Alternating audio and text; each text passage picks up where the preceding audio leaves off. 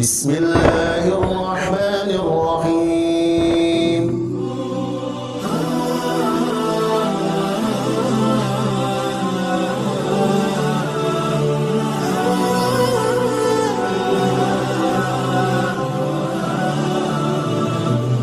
Assalamualaikum warahmatullahi wabarakatuh.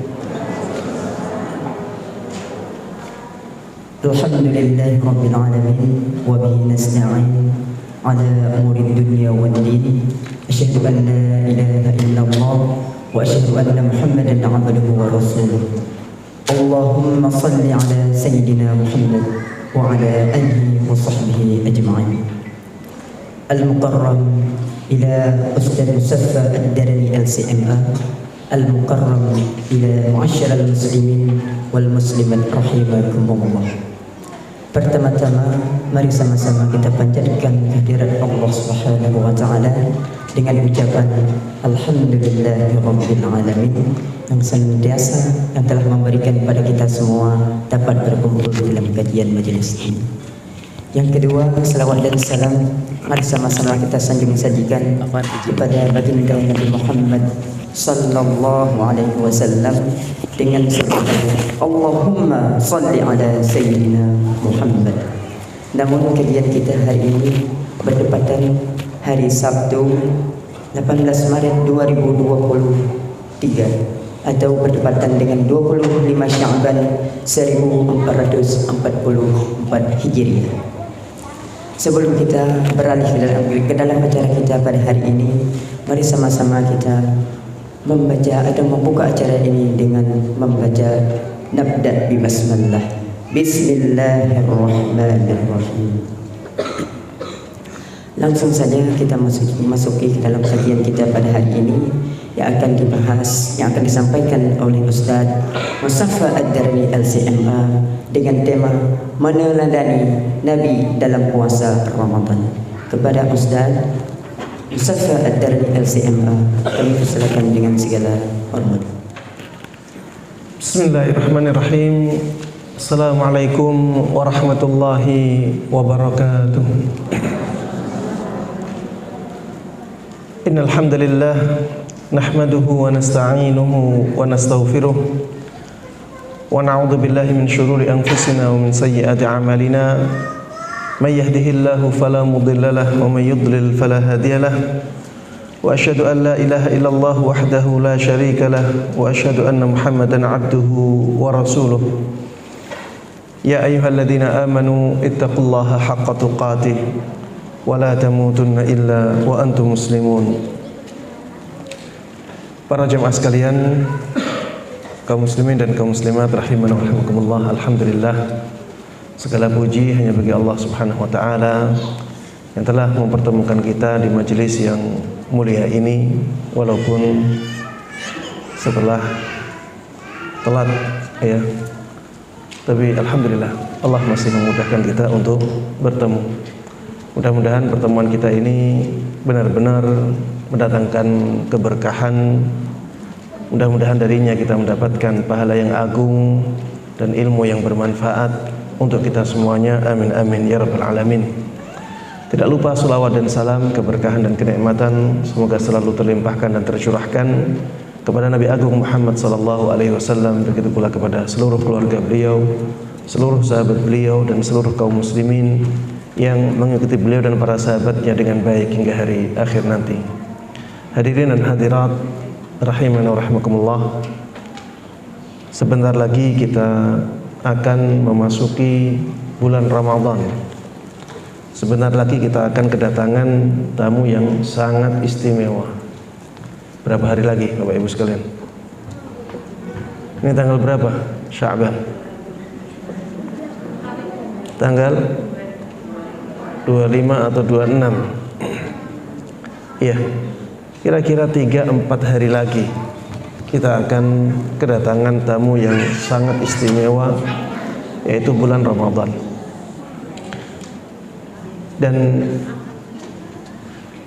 termasuk di antara persiapan yang sangat penting atau bahkan paling penting untuk menyambut bulan Ramadan adalah persiapan ilmu, agar ketika kita masuk bulan Ramadan kita tahu bagaimana cara berpuasa dengan baik, cara mengisi puasa-puasa itu dengan amalan-amalan ibadah yang sesuai dengan tuntunan.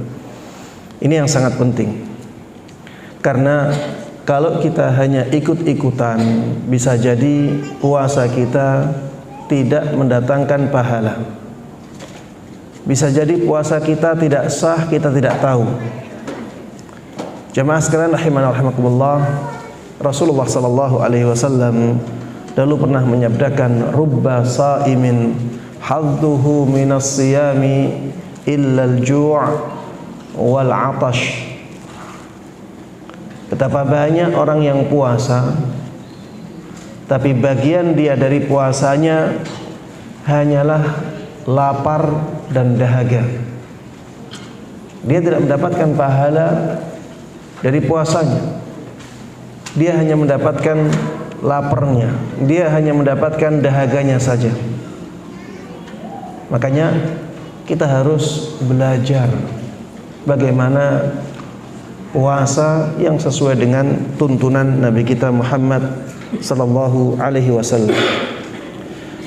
Sebelum kita masuk ke tema inti kita, meneladani Nabi sallallahu alaihi wasallam dalam berpuasa Ramadan, kita harus tahu apa yang dimaksud dengan puasa. Hakikat puasa itu apa?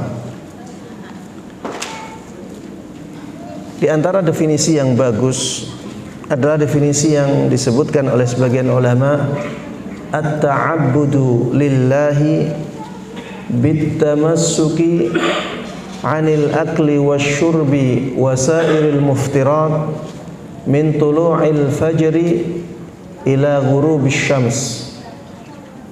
Beribadah kepada Allah Subhanahu wa taala dengan menahan diri dari makan dan minum dan semua yang membatalkan puasa, dari mulai terbitnya fajar shadiq sampai terbenamnya matahari. Itulah hakikat puasa. Beribadah kepada Allah Subhanahu wa taala dengan menjauhi makan, minum dan semua yang membatalkan puasa, mulai dari terbitnya fajar shadiq sampai terbenamnya matahari. Berpuasa yang seperti ini harus kita ambil tuntunannya dari Nabi kita Muhammad sallallahu alaihi wasallam. Karena ini ibadah, dan ibadah itu syarat diterimanya ada dua. Yang pertama, harus ikhlas, melakukannya hanya untuk mendapatkan balasan dari Allah Subhanahu wa taala. Syarat yang kedua, harus sesuai dengan tuntunan.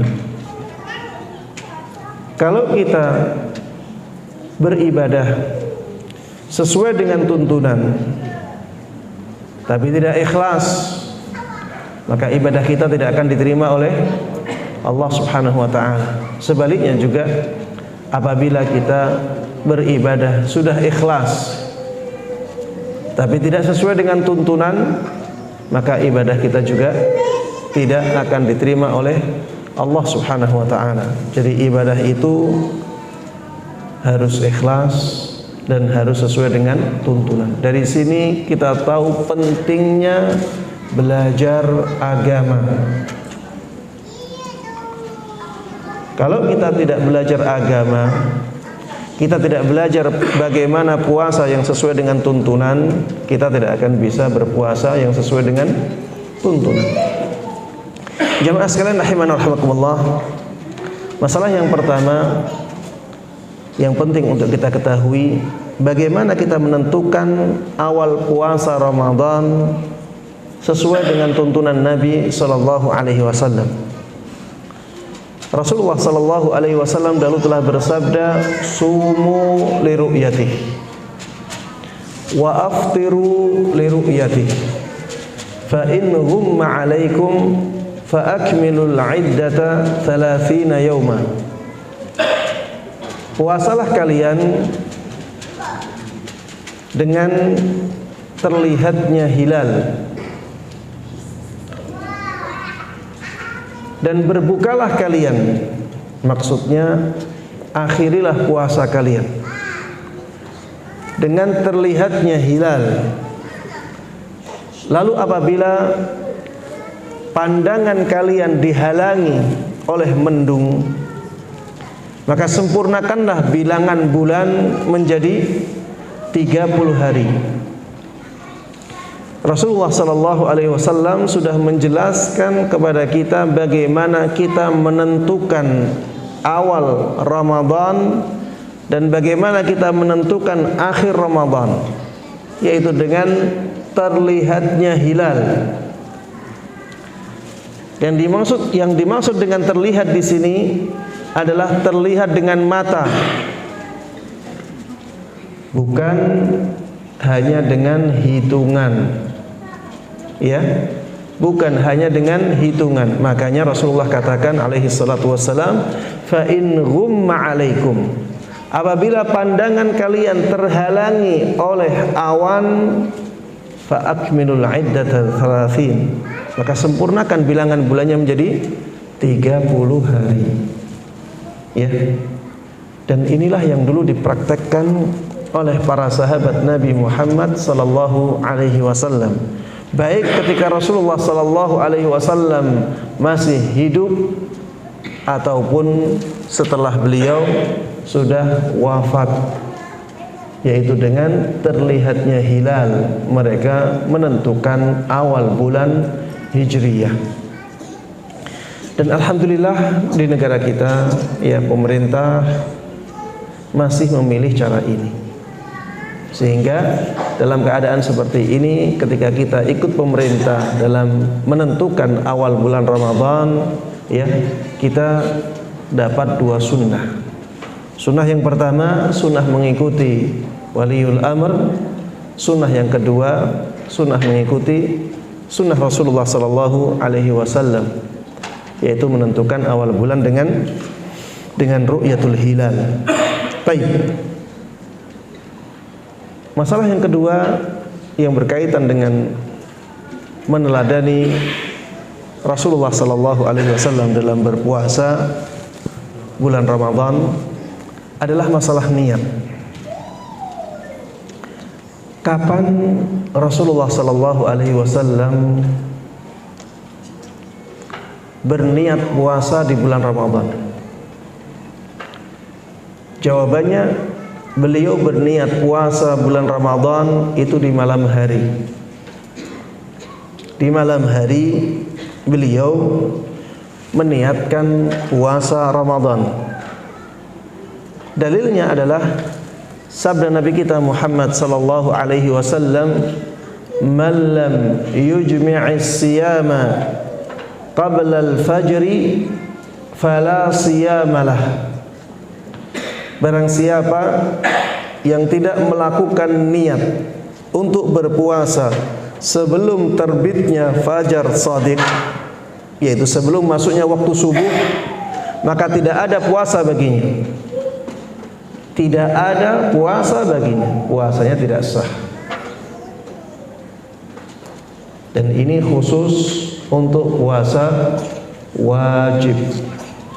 Adapun puasa sunnah, ada hadis lain yang menunjukkan kita boleh niat puasa sunnah di pagi hari ataupun di tengah hari, selama kita belum melakukan sesuatu yang membatalkan puasa sebelum itu.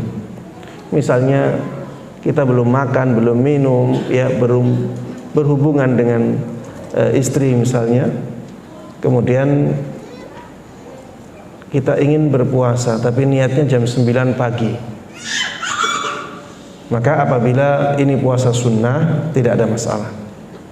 Ada dalil yang menunjukkan hal tersebut. Dahulu Rasulullah SAW pernah datang ke rumah pagi-pagi, kemudian bertanya kepada keluarganya, apakah ada makanan? Keluarganya mengatakan tidak ada makanan. Kemudian Rasulullah sallallahu alaihi wasallam mengatakan, kalau begitu saya berpuasa. Ini menunjukkan bahwa boleh berniat puasa sunnah tidak dari awal hari atau tidak dari terbitnya fajar shadiq. Tapi kalau puasanya adalah puasa wajib, maka ada hadis ini. Barang siapa yang tidak meniatkan puasa sebelum terbitnya fajar shadiq, maka tidak ada puasa baginya. Kemudian jamaah sekalian rahimani wa rahimakumullah, bagaimana niat puasa sesuai dengan tuntunan Nabi? Niat puasa sesuai dengan tuntunan Nabi adalah dengan adanya kehendak di hati bahwa besok akan puasa. Cukup. Dan adanya kehendak ini sangat mudah, tidak perlu diucapkan.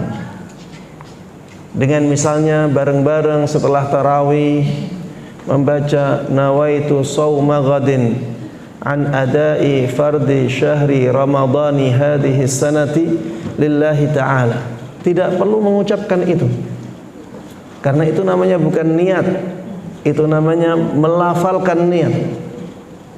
Niat itu yang ada di hati. Kalau ada orang melafalkan kata-kata itu tapi hatinya kosong, tidak ada kehendak untuk puasa di esoknya, dia belum disebut sebagai orang yang berniat. Niat itu di hati. Ketika kita sudah ada niat besok kita akan puasa, itu sudah cukup. Tidak perlu melafalkan nawaitu shauma ghadin di hati kita juga. Sudah, kalau besok sudah ada keinginan untuk berpuasa, itu sudah sah sebagai niat puasa. Kalau misalnya ada keinginan untuk sahur, maka itu petunjuk bahwa kita sudah ada keinginan untuk puasa di esok harinya. Kemudian jamaah sekalian rahimani wa rahimakumullah, dalam masalah niat ini kita harus tahu bahwa niat itu harus tiap malam. Tidak boleh satu niat untuk sebulan. Harus tiap malam. Karena kata-katanya man lam yujmi'is siyama qabla al-fajri fala siyamalah. Barang siapa yang belum meniatkan puasanya di malam hari, maka tidak ada puasa baginya. Dan puasa Ramadan itu antar hari per harinya itu terpisah. Amalan ibadah yang terpisah. Jadi puasa di hari pertama itu bukan puasa di hari kedua. Puasa di hari kedua bukan puasa di hari ketiga. Makanya ketika puasa kita di hari pertama batal, bukan berarti puasa di hari keduanya batal. Oleh karenanya ya, kita harus niat di malam hari setiap malamnya, ya, sampai akhir Ramadan. Kemudian jemaah sekalian rahimani wa rahimakumullah, setelah niat ya, kita untuk memulai puasa ya, sebelum puasa kita disunnahkan untuk sahur. Ya, kita disunnahkan untuk sahur. Sahur ini walaupun ya kita tidak butuhkan, misalnya karena kita sudah kuat misalnya, kalaupun tidak sahur tidak ada masalah, maka tidak baik untuk ditinggalkan. Jangan sampai ditinggalkan. Kenapa? Karena sahur ini ada keberkahannya. Rasulullah sallallahu alaihi wasallam mengatakan, tasahharu fa inna fis sahuri barakah. Sahurlah kalian karena ada keberkahan di sahur itu. Kemudian Rasulullah sallallahu alaihi wasallam juga pernah menyabdakan, innallaha wa malaikatahu yusalluna 'alal mutasahhirin.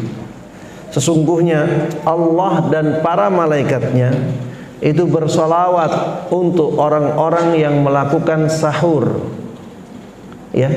Dan Rasulullah sallallahu alaihi wasallam dahulu sangat semangat untuk melakukan ibadah sahur, walaupun hanya dengan minum saja. Beliau sampai pernah mengatakan, tasahharu walau bijar'atin min ma. Sahurlah kalian walaupun hanya dengan minum 1 teguk air. Walaupun hanya 1 teguk air, minumlah untuk mendapatkan keberkahan dari sahur. Dan jamaah sekalian rahimani rahimakumullah, termasuk di antara sesuatu yang disunnahkan dalam sahur adalah sahur dengan kurma. Sahur dengan kurma, bukan dengan rutab. Yang paling utama adalah sahur dengan kurma. Kurma itu yang sudah agak kering, ya, bukan yang segar. Ada kurma yang disebut dengan istilah rutab, ya, itu masih segar, masih muda. Baik, apakah kalau tidak pakai kurma itu jadi tidak berpahala? Jawabannya tidak, ya. Ini yang paling afdal. Kalau ingin yang paling afdal, maka pilihlah kurma.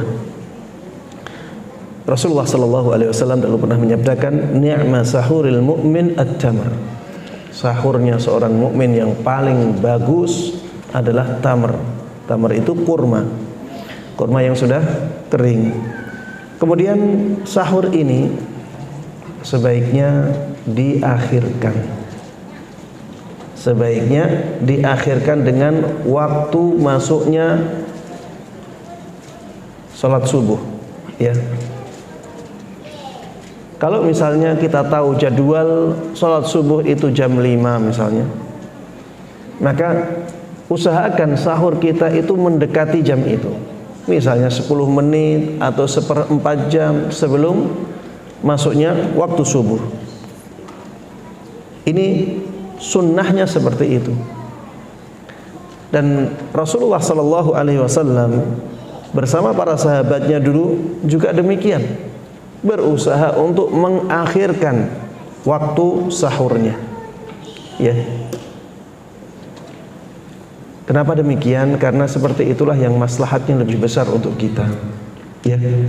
Itu yang maslahatnya lebih besar untuk kita. Dengan seperti itu kekuatan kita setelah sahur akan lebih panjang waktunya. Beda kalau kita misalnya sahurnya jam 12 malam. Maka untuk sampai ke jam 12 siang saja sudah lama itu. Dan memang dahulu kebiasaan Rasulullah SAW demikian. Beliau mengakhirkan waktu sahurnya. Kemudian jamaah sekalian rahimani rahimakumullah, ketika kita sudah berpuasa, kita sudah sahur sekarang, kita masuk ke ibadah puasa.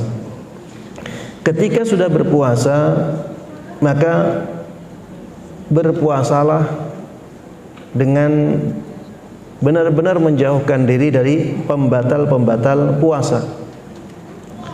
Pembatal-pembatal puasa yang inti, yang pertama makan, minum, dan jima.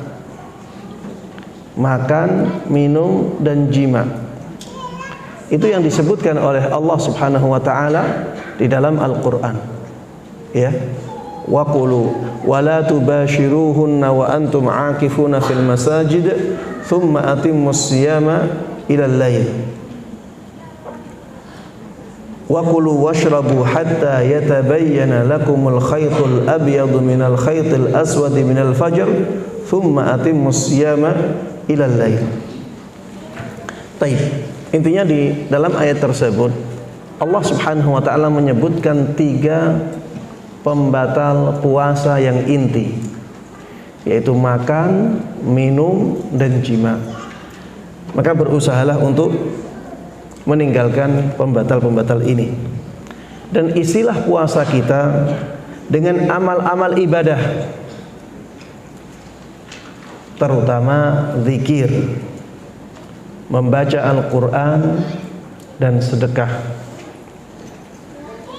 Zikir perbanyak, membaca Al-Quran perbanyak, begitu pula sedekah. Ada sebuah hadis, ya, walaupun dari sisi sanad kurang kuat, namun tidak menyelisihi dalil-dalil yang lainnya. Rasulullah sallallahu alaihi wasallam pernah ditanya siapakah orang yang berpuasa dan pahalanya paling banyak, pahalanya paling besar. Maka Rasulullah sallallahu alaihi wasallam mengatakan aktsaruhum lillahi dzikra. Orang yang ketika puasa paling banyak berzikir kepada Allah Subhanahu wa taala. Ya, maka orang yang puasa itu jangan malah malas-malesan. Orang puasa itu harusnya lebih giat. Walaupun badan lemes, tapi lisan masih bisa bergerak. Gerakkan lisan itu. Kalau malas baca Quran, karena baca Quran butuhkan lebih tenaga, sudah, Qurannya tutup, cari surat-surat yang kita hafal. Kalau itu pun susah, sudah, zikir subhanallah walhamdulillah wa la ilaha illallah wallahu akbar, atau zikir la ilaha illallah wahdahu la syarikalah lahul mulku wa lahul hamdu wa ala kulli syai'in qadir. Bisa juga istighfar, ya, baca sayyidul istighfar, Allahumma anta rabbi la ilaha illa anta khalaqtani wa ana 'abduka wa ana 'ala ahdika wa wa'dika mastata'tu a'udzubika min syarri ma sana'tu abu'u laka bi ni'matika 'alayya wa abu'u laka bi dhanbi faghfir li fa innahu la yaghfiru dzunuba illa anta. Atau zikir-zikir yang lainnya, ya. Intinya manfaatkan waktu puasa kita untuk berzikir kepada Allah Subhanahu wa taala, untuk membaca Al-Qur'an, untuk bersedekah, ya. Rasulullah sallallahu alaihi wasallam dahulu ketika berpuasa itu lebih semangat bersedekah, sebagaimana disebutkan oleh sahabat Ibnu Abbas radhiyallahu taala anhuma. Bahkan sahabat Ibnu Abbas mensifati kedermawanan Rasulullah sallallahu alaihi wasallam di bulan Ramadan itu seperti angin yang dilepaskan, angin yang berhembus dan tidak ada yang menghalanginya. Saking dermawannya Rasulullah sallallahu alaihi wasallam ketika beliau berpuasa di bulan Ramadan. Baik, setelah berpuasa kita disunahkan untuk berbuka. Apa sunnah berbuka? Sunnah berbuka yang pertama, ketika kita akan menyantap hidangan, kita membaca tasmiyah dengan membaca bismillah, sebagaimana ketika kita makan hidangan yang lainnya. Dan ini yang dituntunkan oleh Nabi kita Muhammad sallallahu alaihi wasallam. Dahulu Rasulullah sallallahu alaihi wasallam pernah memerintahkan kepada anak kecil ketika dia makan tidak baca tasmiyah, beliau katakan, ya gulam samillah, wahai anak kecil, bacalah tasmiyah. Tasmiyah itu bismillah. Bismillah, bacalah tasmiyah. Wa kul biyaminik wa kul mimma yali. Makanlah dengan tangan kananmu dan makanlah makanan-makanan yang dekat denganmu. Intinya ketika kita berbuka itu juga kita akan makan, maka kita disunahkan untuk membaca tasmiyah. Kemudian termasuk di antara sunnah berbuka adalah menyegerakan berbuka. Kalau sahur mengakhirkan sahur, kalau berbuka menyegerakan berbuka. Jadi kalau kita sudah dengar azan langsung makan. Jangan bilang saya hati-hatilah 10 menit kemudian biar mantep benar-benar sudah malam. Ini malah kurang afdal. Yang lebih afdal dengar azan langsung kita menyantap hidangan buka kita. Rasulullah sallallahu alaihi wasallam dahulu pernah bersabda, la yazalun nasu bi khairin ma ajjalu al-fitr. Orang-orang itu masih dalam kebaikan terus-menerus selama mereka menyegerakan berbuka. Jadi kalau kita menyegerakan berbuka malah ada pahalanya. malah ada keutamaannya. Dan ini termasuk rahmat Allah Subhanahu wa taala yang sangat tampak dalam syariat Islam. Ringan, lebih ringan tapi lebih besar pahalanya. Baik, yang berikutnya, sunnah berbuka yang berikutnya adalah berbuka dengan rutab. Kalau tadi sahur dengan apa? Tamar, dengan kurma. Kalau berbuka lebih baiknya dengan rutab. Jadi rutab itu dia masih segar. Kalau kita makan itu lebih mudah dikunyah. Kalau tidak ada, maka boleh dengan kurma. Tidak ada dengan kurma, boleh dengan air. Ya. Ustaz, mana gorengannya? Baik, iya ini sunnah, ya. Sunnahnya seperti itu. Sunnahnya seperti itu. Kalau misalnya ya tidak ada rutab, tidak ada kurma, ya silahkan ya. Minum dan makan dan minum yang ada. Adanya nasi, ya sudah, santap nasi. Adanya gorengan, santap gorengan. Tidak ada masalah. Baik. Hal ini berdasarkan hadis Nabi Muhammad sallallahu alaihi wasallam, ya, disebutkan di dalam hadis, kana Rasulullah sallallahu alaihi wasallam yuftiru ala rutabat. Dahulu Rasulullah sallallahu alaihi wasallam itu kalau berbuka, beliau berbuka dengan beberapa rutab. Qabla an yusalli, sebelum beliau salat. Jadi bukanya Rasulullah sallallahu alaihi wasallam itu buka itu makanan yang ringan. Hanya beberapa rutab saja. Jadi bukan langsung makan nasi yang banyak satu piring, ya. Tidak seperti itu. Rasulullah sallallahu alaihi wasallam itu, ya, kalau orang sekarang disebut dengan takjil. Ya, itu sebenarnya makanan ringan, ya, untuk membatalkan puasa kita. Ya. Rasulullah sallallahu alaihi wasallam dulu juga seperti itu. Jadi kalau beliau berbuka dengan beberapa butir rutab. Fa illam takun rutabat fa'ala tamarat. Kalau tidak ada rutab itu, maka beliau berbuka dengan beberapa butir tamar atau kurma. Fa illam takun hasawatin min. Kalau tamar pun tidak ada, maka beliau minum dengan beberapa tegukan air. Ya, minum beberapa teguk. Ini keadaan Rasulullah sallallahu alaihi wasallam di zaman itu. Mungkin kalau di zaman Nabi ada gorengan, beliau akan makan. Iya, tapi belum ada ketika itu. Taib. Yang berikutnya, membaca doa setelah berbuka. Ya. Ini bisa setelah berbuka, bisa di tengah-tengah berbuka, ya. Yaitu doa yang masyhur. Dhahaba adh-dhama'u wabtallatil 'uruq wa thabatal ajru insyaallah. Ya, ini bisa di tengah-tengah berbuka, bisa setelah berbuka. Kalau sebelum berbuka tidak pas dengan keadaan. Karena arti dari doa ini, dhahabadh dhama, itu hilanglah dahaga.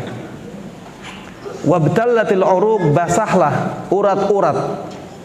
Wa thabatal ajru insyaallah, dan insyaallah ada pahala yang kita dapatkan. Kalau ini kita baca sebelum kita menyantap makanan, tidak pas. Belum minum sudah bilang dhahabadh dhama, dahaga hilang. Belum diminum dahaga hilang, masih dahaga. Wabtallatil 'uruq, ya, urat-urat sudah basah, belum basah. Makanya doa ini, ya, cocoknya di tengah-tengah kita berbuka atau setelah berbuka. Sebelum berbuka yang dibaca apa? Bismillah, tasmiyah saja. Bismillah, kemudian berbuka. Taib. Ibnu Umar, sahabat Ibnu Umar radhiyallahu taala anhu mengatakan, kana Rasulullah sallallahu alaihi wasallam idza aftar. Dahulu Rasulullah sallallahu alaihi wasallam ketika selesai berbuka, beliau mengatakan, dhahabadh dhama'u wabtallatil 'uruq wa thabatal ajru insyaallah. Baik. Disunahkan juga untuk berdoa saat berbuka. Ya. saat berbuka atau sebelum berbuka, ini termasuk waktu yang mustajab untuk berdoa, ya. Sahabat Ibnu Umar radhiyallahu taala anhuma pernah mengatakan, kana yuqalu inna likulli mu'minin da'watan mustajabatan 'inda iftarihi. Dahulu dikatakan bahwa setiap mukmin itu punya doa yang mustajab ketika berbuka. Imma an yu'ajjala lahu fi dunya au yuddakhara lahu fi akhirati. Bisa jadi apa yang dia minta ketika itu disegerakan oleh Allah Subhanahu wa taala untuk dia di dunia, atau disimpan oleh Allah Subhanahu wa taala untuk dia di akhirat nanti. Kemudian yang selanjutnya adalah menghidupkan malam dengan salat malam dan membaca Al-Qur'an. Ya, kita sudah berbuka, ya, setelah itu yang kita lakukan adalah menghidupkan malam tersebut dengan salat malam, ya, yang kita biasa lakukan dan terkenal dengan nama salat tarawih. Jadi salat tarawih itu sebenarnya salat malam, ya. Salat tarawih itu salat malam. Dan salat tarawih ini sebaiknya dilakukan di awal malam, sebagaimana dahulu dicontohkan oleh Nabi kita Muhammad sallallahu alaihi wasallam dan juga para sahabatnya, ya. Jadi Rasulullah sallallahu alaihi wasallam dahulu mengimami para sahabat di salat malam itu setelah salat Isya. Begitu pula jamaah yang ada di zamannya sahabat Umar ibn al-Khattab radhiyallahu taala anhu, ya, itu dilakukan setelah salat Isya. Tapi mereka sholatnya lama-lama, jemaah, bisa sampai melewati pertengahan malam. Bahkan Rasulullah Sallallahu Alaihi Wasallam pernah mengimami sholat malam itu di malam 27 sampai hampir subuh. Bahkan sebagian sahabat mengatakan hampir saja kami tidak sempat untuk sahur di malam 27 Ramadan. Ya, ini menunjukkan bahwa betapa lamanya, ya, mereka sholat malam. Ya, kita sekuat yang kita mampu, ya. Kalau jamaah di masjid misalnya 1 jam sudah cukup, ya. Kalau ingin sholat lagi di rumah, ya silahkan, karena memang tidak ada batasan rakaat untuk sholat malam. Begitu pula baca Al-Quran, ya. Perbanyak membaca Al-Quran di bulan Ramadan, karena bulan Ramadan itu bulan turunnya Al-Quran. Dan di zaman Nabi Muhammad SAW, Jibril itu turun setiap malam, turun mendatangi Rasulullah SAW dan bermudarasah dengan Rasulullah SAW sampai khatam Al-Quran. Ini keistimewaan yang ada di bulan Ramadan, ya, yang seperti ini tidak dilakukan oleh Jibril bersama Rasulullah SAW di bulan-bulan yang lain. Makanya jamaah sekalian rahimani rahimakumullah, semangatlah untuk membaca Al-Quran di bulan Ramadan. Ya, coba bikin target, ya, berapa hataman untuk bulan Ramadan yang akan datang. Ya, bisa, kalau misalnya tidak mampu, ya, 1 kali hataman itu sudah bagus. Kalau lebih mampu, punya kemampuan lebih dari itu, ya 2 kali hataman, 3 kali hataman, 5 kali hataman, bisa 10 kali hataman, ya. Intinya ditarget. Tahun kemarin berapa hataman? Diingat-ingat.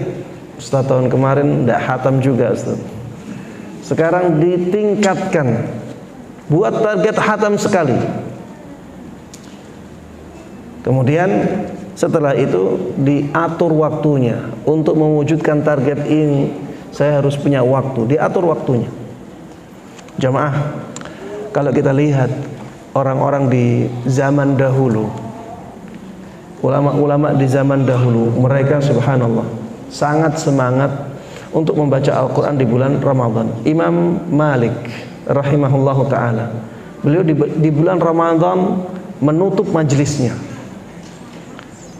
Majelis beliau majelis yang paling besar di Masjid Nabawi.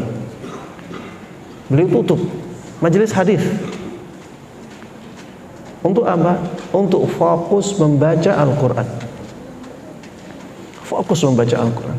Ada di antara mereka ya yang di awal yang biasanya ya hatamnya Al-Quran itu 7 hari. Di bulan Ramadan dia hatamkan Al-Quran menjadi setiap 3 hari. Di akhir Ramadan dia hatamkan Al-Quran setiap hari. Imam Bukhari ya disebutkan dalam biografi beliau, di bulan Ramadan beliau itu setiap hari hatam Al-Quran. Itu siangnya. Malamnya setiap 3 malam hatam Al-Quran. Jadi dalam sebulan beliau hatam sampai 40 kali. Semangat yang luar biasa. Imam Syafi'i rahimahullah ta'ala lebih dari itu. Imam Syafi'i itu di siangnya hatam, di malamnya hatam. Beliau punya keluarga, ya. Beliau juga punya tugas untuk berdakwah, nulis, ya. Tapi masih menyempatkan diri membaca Al-Quran sesemangat itu. Jadi kalau 1 bulan itu 30 hari, Imam Syafi'i rahimahullah ta'ala itu menghatamkan Al-Quran hingga 60 kali jamaah. Rabi' ya, Ibn Sulaiman Al-Muradi ya, beliau menyebutkan bahwa dahulu Imam Syafi'i di bulan Ramadan itu menghatamkan sampai 60 kali. Kita berapa kali? Maka bersemangatlah untuk banyak membaca Al-Quran di bulan Ramadan, bulan di mana Al-Quran diturunkan. Taib. Yang berikutnya, di bulan Ramadan berusahalah untuk i'tikaf di 10 hari terakhirnya. Ini juga dicontohkan oleh Nabi kita Muhammad sallallahu alaihi wasallam. Bahkan Rasulullah sallallahu alaihi wasallam disebutkan ya di dalam sebuah riwayat, tidak pernah beliau meninggalkan i'tikaf di 10 hari terakhir bulan Ramadan. Pernah beliau tinggalkan, tapi beliau ganti di bulan Syawal. I'tikaf 10 harinya beliau ganti di bulan Syawal. Disebutkan juga di akhir hayat beliau, beliau i'tikaf sampai 20 hari. Ya. Jadi i'tikafnya dari malam 11 sampai akhir Ramadan. Ini menunjukkan ya bahwa beliau itu sangat semangat untuk beribadah sendirian di masjid di akhir-akhir bulan Ramadan.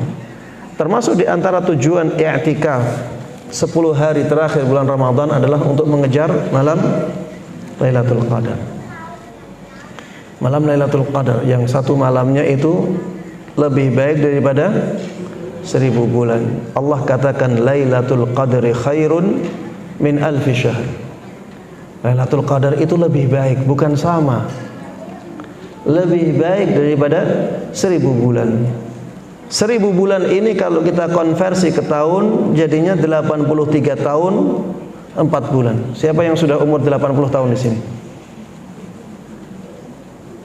80 tahun itu berat. Apalagi apabila diisi dengan ibadah. Orang yang beribadah di malam Lailatul Qadar dari awal malam sampai akhir malam, dia berarti beribadah selama 83 tahun 4 bulan. Kalau kita konversi 1000 bulan ini menjadi malam, maka bisa ketemu angka 60.000 malam. Dari mana? Karena dalam Al-Quran disebutkan satu malam Lailatul Qadar itu lebih baik daripada 1000 bulan. 1000 bulan itu ada siangnya, ada malamnya. Kalau kita jadikan malam saja dan siangnya kita anggap malam juga, jadinya satu malam Lailatul Qadar itu lebih baik daripada 2000 bulan. 2000 bulan tapi malam semua. Taib, 2000 bulan ini ada harinya. Ada harinya. Kalau kita anggap ya, 1 bulan itu 30 hari, ya kalikan saja 30 dikali 2000. Akhirnya menjadi 60.000 malam. Dan ini bukan sesuatu yang biasa ya. Kita beribadah dilipat gandakan pahalanya sampai 60.000 kali lipat, padahal di Indonesia, bukan di Masjidil Haram, bukan di Masjid Nabawi.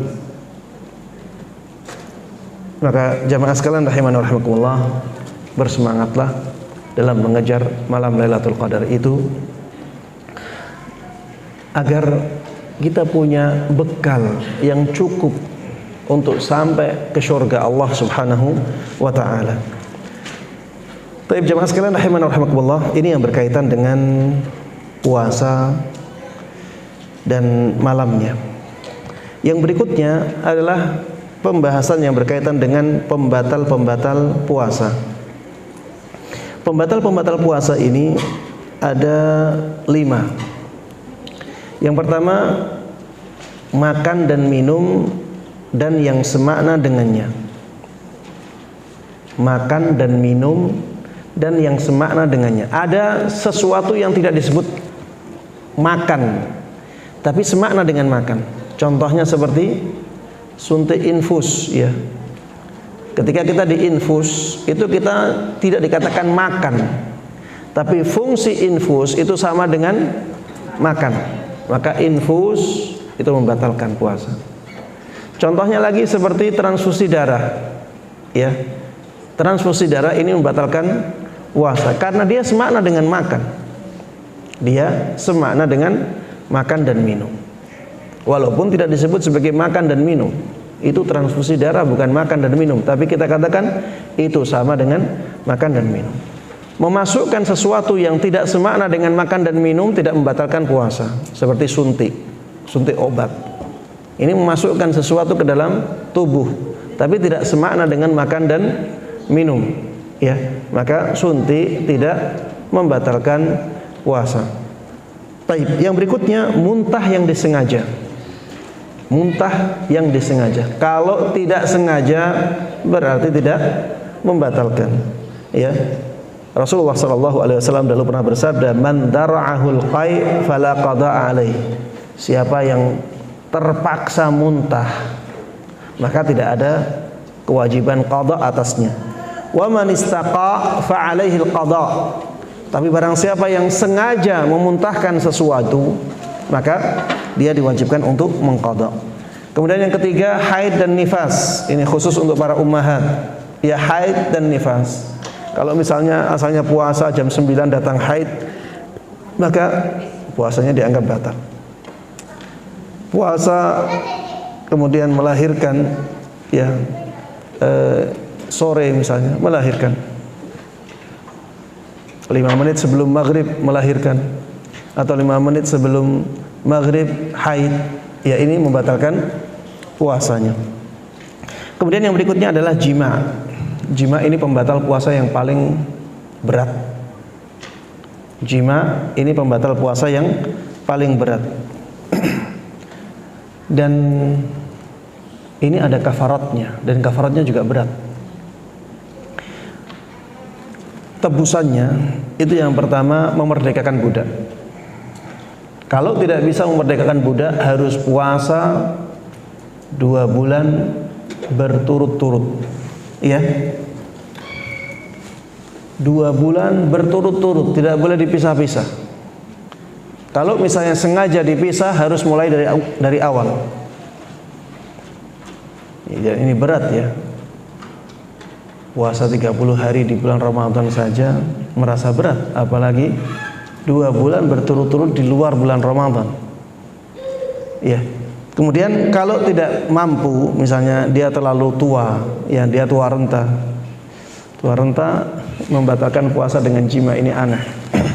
Kalau misalnya terjadi yang seperti itu, maka ya dia diwajibkan untuk memberikan makan kepada 60 orang miskin. 60 orang miskin. Taib. Makanya ya berhati-hatilah dalam masalah jima ini. Kemudian yang terakhir, yang kelima, keluarnya mani yang disengaja. Keluarnya mani yang disengaja. Ya, disengaja ini bisa dengan jima, bisa dengan selain jima. Kalau selain jima, ya tidak ada kafaratnya. Tidak ada kafarat tadi, tebusan tadi tidak ada. Tapi kalau dengan jima, maka ada tebusan tadi yang harus dia lakukan. Kalau dia bisa mendapatkan budak, dia harus memerdekakan budak. Kalau dia tidak mendapatkan budak, dia harus puasa 2 bulan berturut-turut.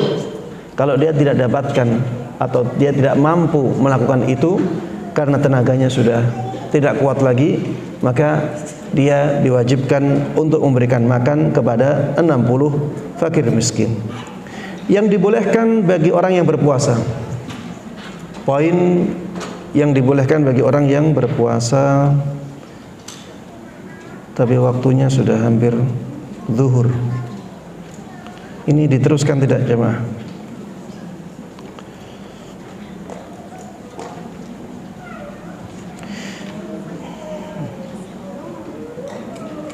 Baik. Iya. Ada waktu setelah azan. Ada waktu setelah azan. Baik. Kalau ada waktu setelah azan, saya teruskan. Yang dibolehkan bagi orang yang berpuasa. Ya, saya cepatkan saja ya. Saya kasih poin-poin saja, dalil-dalilnya kita hilangkan ya. Baik, yang pertama, memulai puasa dalam keadaan junub. Dibolehkan. Misalnya suami istri berhubungan ya, melakukan jima di malam hari, kemudian bangun-bangun ternyata sudah subuh. Berarti dia awal puasanya dalam keadaan junub. Bolehkah seperti itu? Jawabannya boleh ya. Taib. Bersiwak ini juga dibolehkan. Menggunakan siwak di tengah-tengah berpuasa tidak ada masalah. Yang penting siwaknya jangan dimakan ya. Kalau siwaknya dimakan ya jadi batal puasanya. Yang berikutnya, yang ketiga, berkumur dan istinsyak. Ini dibolehkan. Berkumur dan istinsyak. Istinsyak itu memasukkan air ke hidung. Tapi Rasulullah SAW melarang kita untuk terlalu dalam memasukkan air ke hidungnya, sedikit saja. Baik. Yang berikutnya, mencium orang lain. Ya, misalnya mencium istri. Mencium istri. Ini tidak ada masalah selama tidak mengganggu atau tidak membangkitkan syahwatnya. Selama tidak membangkitkan syahwatnya, maka mencium ya tidak ada masalah. Dahulu Rasulullah SAW biasa mencium istrinya ketika berpuasa. Ya, baik.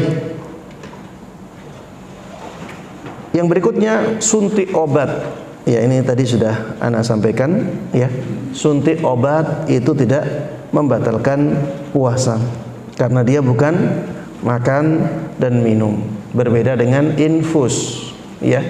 Dia sama dengan makan dan minum fungsinya. Kemudian yang berikutnya, memakai celak. Memakai celak ini dengan caranya orang-orang di zaman dulu ya. Orang-orang di zaman dulu itu celak itu untuk membersihkan mata. Dipakainya di dalam kelopak. Di dalam kelopak mata. Kalau orang sekarang pakai celak itu hanya untuk membuat garis saja. Garis hitam. Di zaman dulu tidak ya, Pak. Dipakai celak itu dimasukkan ke kelopak mata. Sehingga ismit tersebut bisa membersihkan matanya. Kotoran-kotoran yang ada di dalam itu akhirnya bisa keluar dan jadi bersih. Memakai celak dengan cara seperti itu dibolehkan. Kemudian mandi atau mendinginkan tubuh dengan air. Misalnya terasa lapar sekali, terasa dahaga sekali, kita boleh untuk mandi untuk mengurangi rasa lapar tersebut, tidak ada masalah. Yang berikutnya adalah hijamah. hijamah dibolehkan menurut pendapat yang paling kuat, ya. Menurut pendapat yang paling kuat hijamah ini dibolehkan. Karena ada hadis dari sahabat Ibnu Abbas radhiyallahu taala anhuma bahwa Rasulullah sallallahu alaihi wasallam pernah berhijamah saat beliau sedang puasa. Dan hadisnya di Sahih Bukhari. Yang berikutnya adalah ini bagi ibu-ibu, mencicipi makanan dibolehkan selama tidak ditelan, ya. Jadi kalau mencicipi makanan boleh, oh berarti nelan boleh, Ustaz. Tidak. Mencicipi saja yang dibolehkan. Kalau ditelan jadinya makan atau minum, ya. Maka tidak ada masalah mencicipi makanan selama tidak dimasukkan ke dalam tubuh. Baik, yang berikutnya azan dulu. Karena sudah masuk waktu azan. Barakallahu fikum.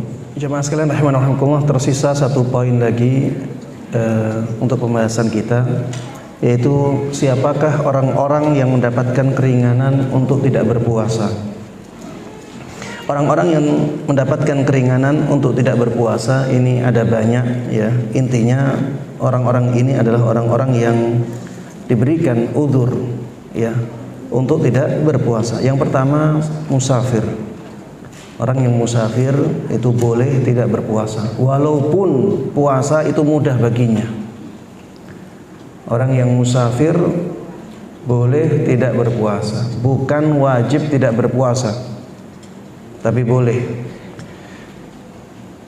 Musafir ini kalau dia sangat berat untuk berpuasa, lebih afdol tidak berpuasa. Kalau misalnya dia berpuasa masih ringan, maka lebih afdalnya berpuasa. Makanya Rasulullah SAW dahulu saat beliau safar, seringkali beliau berpuasa. Seringkali beliau berpuasa karena beliau merasa mudah, ya, beliau orangnya kuat. Maka tidak ada masalah ketika safar beliau berpuasa. Begitu pula beberapa sahabat beliau mengikuti beliau dalam hal ini. Tapi kalau misalnya orangnya itu sangat berat untuk berpuasa ketika safar, maka lebih afdal bagi dia untuk tidak berpuasa. Karena pernah di zaman Nabi Muhammad SAW ada orang, dia tetap berpuasa sampai akhirnya mau pingsan, kemudian dikerumuni oleh banyak orang.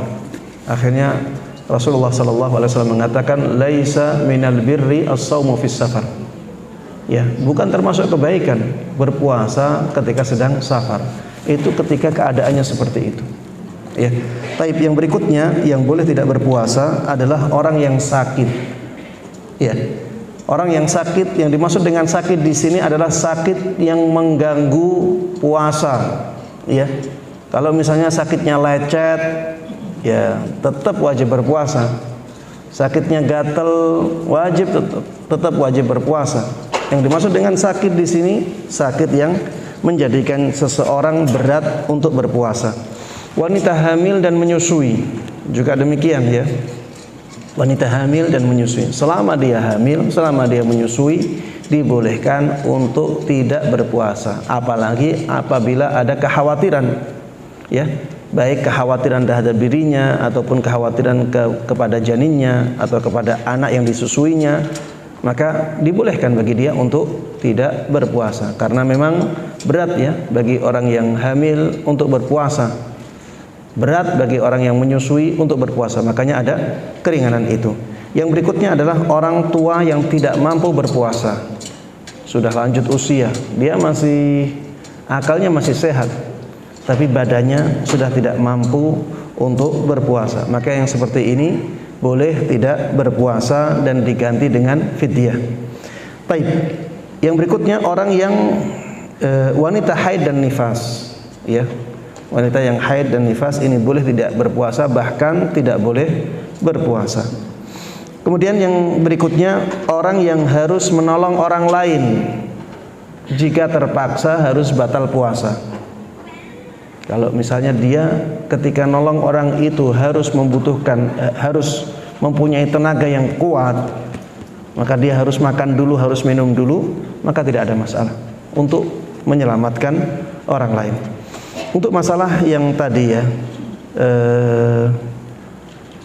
musafir ketika meninggalkan puasa maka wajib mengqadha. Orang yang sakit meninggalkan puasa kemudian dia bisa sembuh, wajib mengqadha puasanya. Wanita hamil dan menyusui juga demikian. Pendapat yang ana lihat lebih kuat dan lebih hati-hati, wanita hamil dan menyusui wajib mengqadha puasanya. Orang tua yang tidak mampu berpuasa, tadi saya sampaikan yang diwajibkan adalah fidyah. Kemudian wanita haid dan nifas juga demikian, dia diwajibkan untuk mengqadha puasanya. Orang yang harus membatalkan puasanya karena menolong orang lain, ini dia harus mengqadha puasanya. Tapi jemaah sekalian rahimanahumullah, karena waktu saya akhiri kajian sampai di sini. Mudah-mudahan bermanfaat dan Allah berkahi. Amin amin ya rabbil alamin. Sallallahu wasallam wa baraka ala nabiyyina Muhammadin wa ala alihi wa sahbihi wa man tabi'ahum bi ihsanin ila yaumiddin. Wa subhanakallahumma wa bihamdika asyhadu an la ilaha illa anta astaghfiruka wa atubu ilaik. Assalamualaikum warahmatullahi wabarakatuh.